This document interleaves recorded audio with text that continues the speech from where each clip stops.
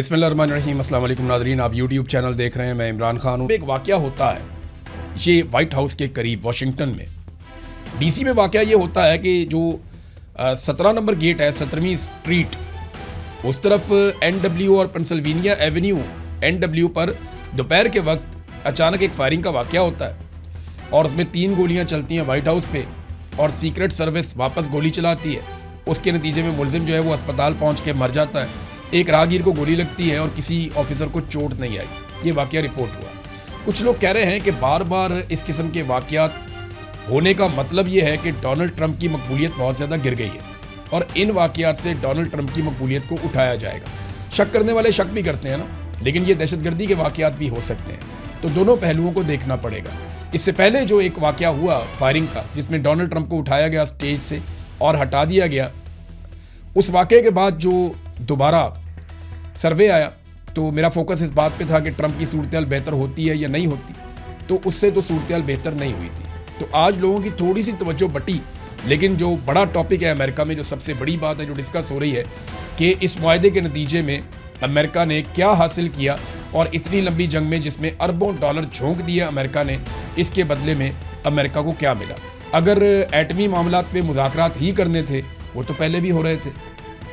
अगर आबनाए हुर्मुज़ को खोलना ही मिशन का आखिरी हिस्सा है, तो वो तो पहले भी खुली हुई थी। बल्कि इसमें बेहतरी तो ईरान की हो गई कि एक तो उनकी कौम इकट्ठी हो गई, दूसरा उनकी अपनी हुकूमत के खिलाफ जो लोगों के जज्बात थे वो भी ख़त्म हो गए, उन्होंने एक जंग लड़ ली, वो लोगों में मकबूल हो गए। और तीसरा, ईरान के मुंजमद असासे जो हैं वो भी अब खुल जाएंगे। और चौथा, ईरान को उम्मीद हो गई कि पाबंदियाँ ख़त्म होने के बाद वो अपनी मईशत को खड़ा कर देंगे। तो इसमें तो ईरान फाते हो गया इस वक्त तक की सूरत हाल में। बहरहाल पाकिस्तान में जो है वो इसको सेलिब्रेट किया जा रहा है। बहुत सारे लोग इसको आसिम मुनीर साहब के खाते में डाल रहे हैं। बात ठीक है, उन्होंने बहुत मेहनत की है। आसिम मुनीर साहब ने वाकई इसमें बहुत मेहनत की है।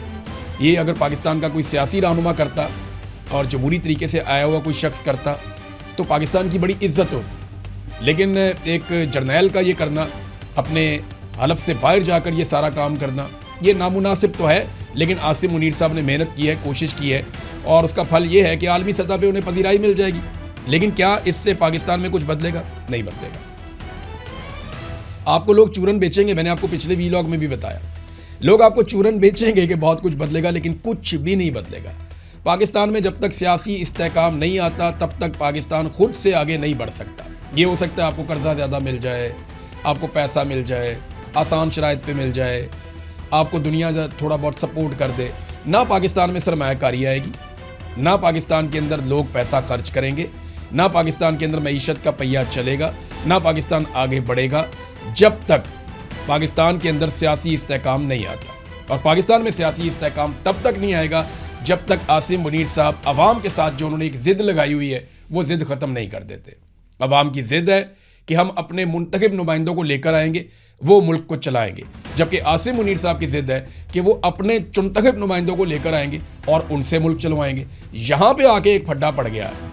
आप दुनिया में जितनी मर्जी सुलह करवाएं, दुनिया में आप जितना मर्जी भाग दौड़ करें, डोनाल्ड ट्रंप आपकी जितनी मर्जी तारीफ करे, शहबाज शरीफ डोनाल्ड ट्रंप की जितने मर्जी जूते पॉलिश करें, आप जितनी मर्जी खुशामद करें या ब्रीफ केस पे पत्थर रख के लेकर जाएं, जो मर्जी आप कर लें, आपके मुल्क में जब तक सियासी इस्तेहकाम नहीं आएगा तब तक पाकिस्तान आगे नहीं बढ़ेगा। और तब तक सियासी इस्तेहकाम नहीं आएगा जब तक कि आप अवाम की मंशा के खिलाफ ज़बरदस्ती की हुकूमत बिठाना बंद नहीं करेंगे, जब तक आप वापस अपनी आइनी हुदूद में नहीं जाएंगे, जब तक आप अपने हलफ की पासदारी नहीं करेंगे, जब तक कि आप सिविलियंस को वापस इक़्तिदार उनके हवाले नहीं करेंगे, अदारों पे कंट्रोल करना बंद नहीं करेंगे, मीडिया को आज़ाद करें, अदलिया को आज़ाद करें, फिर आप देखें पाकिस्तान में कैसे सरमायाकारी आती है, फिर देखें लोग कैसे बढ़ चढ़ के काम करते हैं, पाकिस्तान आगे भी बढ़ सकता है। तो ये एक एपिसोड तो ज़रूर हुआ, लेकिन पाकिस्तान को इसमें क्या फ़ायदा हुआ? देखिए, अब होना तो ये चाहिए कि फौरी तौर पर आलमी मंडी में तेल की कीमतें नीचे और पाकिस्तान के अंदर 150 रुपये पर लीटर पे होनी चाहिए। देखें, इमरान खान साहब महंगा ख़रीद के अगर बेच रहे थे इतना सस्ता, तो ये सस्ता ख़रीद के सस्ता बेच दें या उतने का ही बेच दें जितने का इमरान खान साहब बेच रहे थे। तो अब उम्मीद की जाती है क्योंकि आलमी लेवल के ऊपर अब जंग के मामला ख़त्म हो गए हैं, तो ये तमाम महंगाई जो इन्होंने की है ये उसको वापस नॉर्मलाइज करें। मुंजमद असासे जो हैं वो भी अब खुल जाएंगे। और चौथा, ईरान को उम्मीद हो गई कि पाबंदियाँ ख़त्म होने के बाद वो अपनी मईशत को खड़ा कर देंगे। तो इसमें तो हैरान फाते हो गया इस वक्त तक की सूरत हाल में। बहरहाल पाकिस्तान में जो है वो इसको सेलिब्रेट किया जा रहा है, बहुत सारे लोग इसको आसिम मुनीर साहब के खाते में डाल रहे हैं। बात ठीक है, उन्होंने बहुत मेहनत की है, आसिम मुनीर साहब ने वाकई इसमें बहुत मेहनत की है।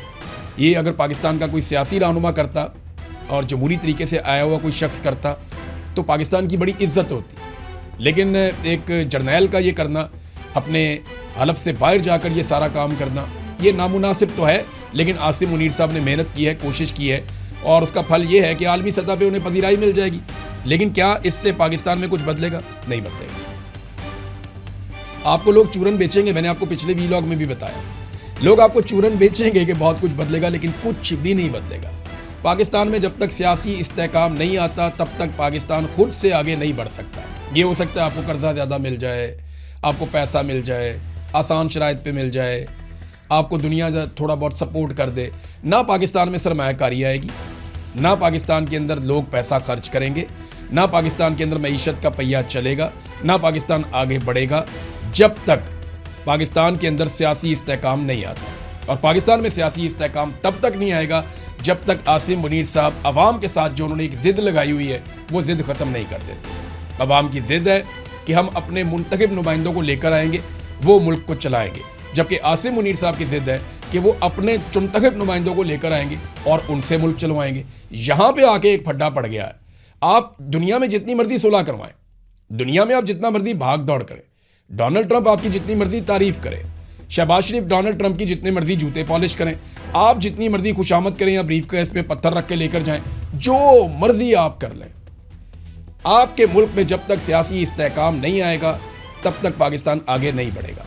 और तब तक सियासी इस्तेहकाम नहीं आएगा जब तक कि आप अवाम की मंशा के खिलाफ ज़बरदस्ती की हुकूमत बिठाना बंद नहीं करेंगे, जब तक आप वापस अपनी आईनी हुदूद में नहीं जाएंगे, जब तक आप अपने हलफ की पासदारी नहीं करेंगे, जब तक कि आप सिविलियंस को वापस इक़्तिदार उनके हवाले नहीं करेंगे, अदारों पे कंट्रोल करना बंद नहीं करेंगे, मीडिया को आज़ाद करें, अदलिया को आज़ाद करें, फिर आप देखें पाकिस्तान में कैसे सरमायाकारी आती है, फिर देखें लोग कैसे बढ़ चढ़ के काम करते हैं, पाकिस्तान आगे भी बढ़ सकता है। तो ये एक एपिसोड तो ज़रूर हुआ, लेकिन पाकिस्तान को इसमें क्या फ़ायदा हुआ?